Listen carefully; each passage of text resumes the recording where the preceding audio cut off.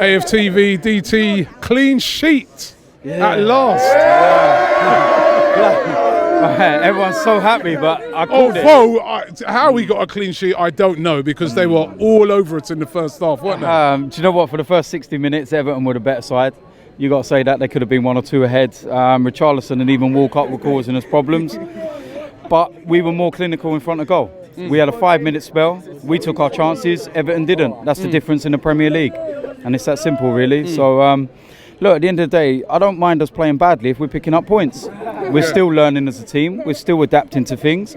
I think with each game, Emery's learning more about the players. I think now he's realised Herrera has to start.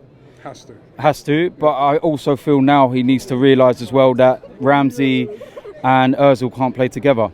And we lack width. We lack that natural width and everything. And I'm looking at when Ozil comes inside, like in the second half, it's the same as Newcastle, it's the same as West Ham. Once he goes in that area, causes problems and he dictates the play. Work rate wise, can't fault Ozil. I saw him getting stuck in today. He was running back, he was tackling. Xhaka again, he had a good performance. Torreira, I thought he'd done well. Hold on. Robbie, listen. Xhaka had a good performance. Yeah, he did.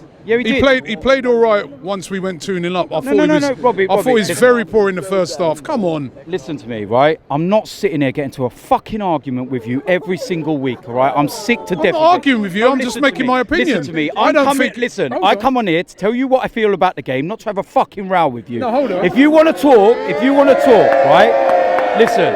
If you wanna dissect everything properly, we'll talk about it in the podcast, and I will tell you why. Torreira, People can have opinions. You've got to accept that other people can have opinions. I thought Torreira. Xhaka did not have a good game. Simple. Listen, you say it every time. I'm bored of it, Robbie. I'm bored of it. Yeah, bored of it. Torreira, I felt played really well once he was on the yellow card, and he done what he had to do whilst he kept his discipline. I thought Rob Holding done well when he come on. Bellerin, Petr Cech was man of the match for me today. Well, I was going to get on to Cech because there's a lot of people been criticising him over the past, weeks.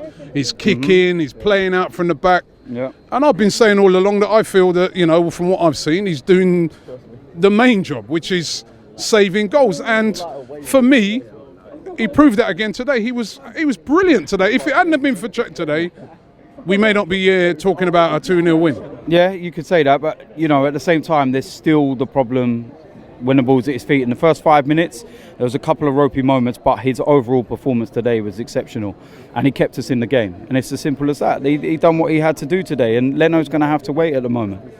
And it's that simple. And with this team at the moment, because it was, again, such a bit like against West Ham, very shaky.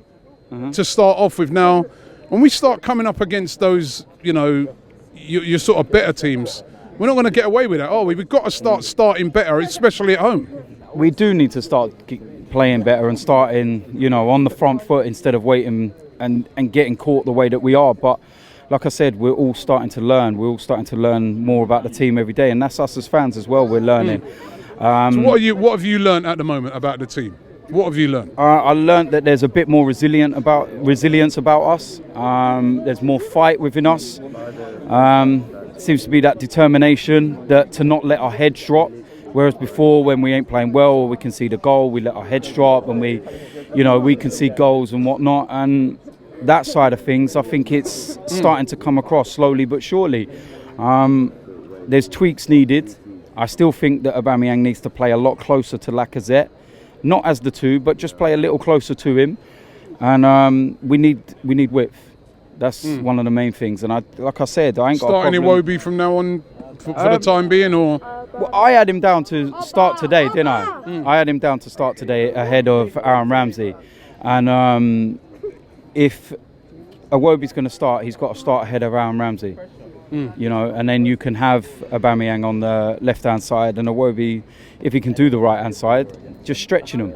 And we will cause problems to any teams, but like you said, we're not going to keep getting away with the way we're playing in certain spells, because against Man City's, Liverpool's, we'll get destroyed. And our next biggest game is Liverpool. And if we play defensively like we have been the last few weeks, that front three that Liverpool got will cut us apart. But let's just see how we go. And great to be on a run though at last. Yeah, it's 5 games. It's 5 games, and I said to you the other day, with each game that we keep winning, if you would have said to us at Stamford Bridge when we was all down and deflated and everything else, we would have won our next 5. We would have took your hand off. So we go to Brentford. It's a chance for some of the youngsters to probably get a game, and then we move on to Watford next week. And I'm looking forward to welcoming Troy Deeney.